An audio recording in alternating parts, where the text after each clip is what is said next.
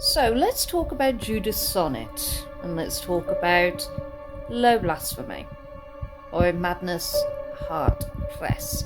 So, this is a beast of a book.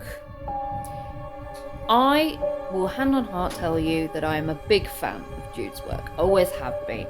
Everything that she fires out, I'm in love with, and this one is probably my favourite. We followed the story of a little girl called Reese, who basically has gone through the most horrific shit a 5-year-old can go through. Her mum committed suicide after killing her father. She was in the house when all this happened. Then she gets taken in by Rebecca, or Becca's, her mum, her real mum, her sister Holly, who is this amazing character. Love Holly, love her relationship with Malcolm, who's like her best friend. Both of them like hippie-tastic, wonderful human beings who have a platonic relationship. Now, I love it when there is a horror story where there's no romance kind of between the two big characters, because they are perfect with the relationship and bond that they have currently. There doesn't need to be anything added to it. Reese is adapting. This is 5 years later, after all the shit she's gone through. This kid is now 10 and lives with Holly and her daughter Paisley, and Paisley is currently dating August, or Oggy, who lives on the farm across, and they have a non-binary friend called Keegan. And the characters themselves are so easy to fall in love with. Reese is such a great character, and then you throw in The Rock, that is this amazing story of demonic possession, religious horror.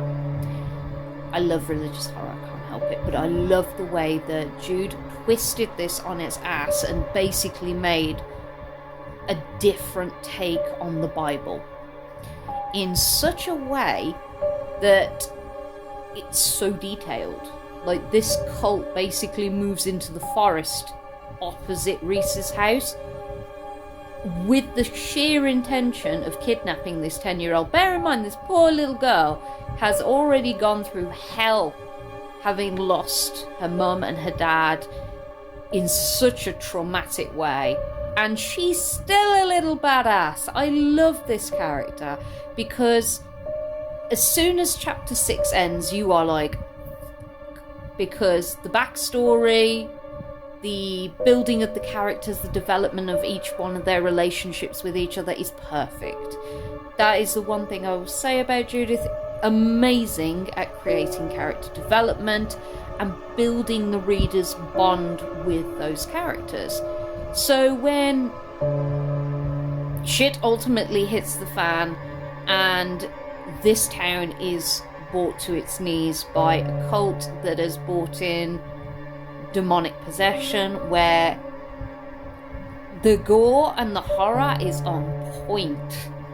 I was completely transfixed. I wanted to know what happens next, because you get like this back and forth between the cult and Reese and her family, and how it's just a normal day at school for them, but like for these police officers that end up checking out this disturbance call, it turns out that they are in some serious shit.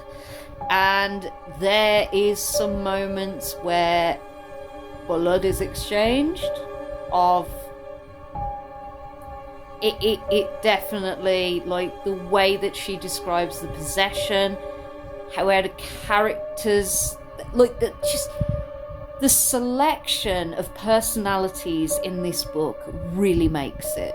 And the gore, the horror, the religious aspects just kind of all meld together into a beautiful, really well put together story in which we have this little girl that basically has like an elfin light kind of style power, and I'm living for it.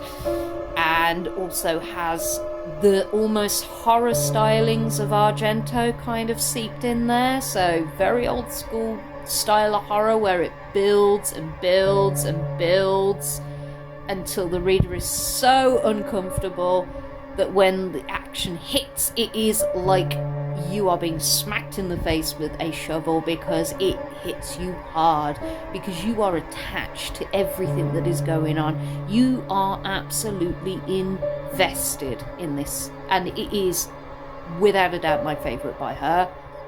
And that is saying something, because I love Toxic. Toxic is an amazing anthology.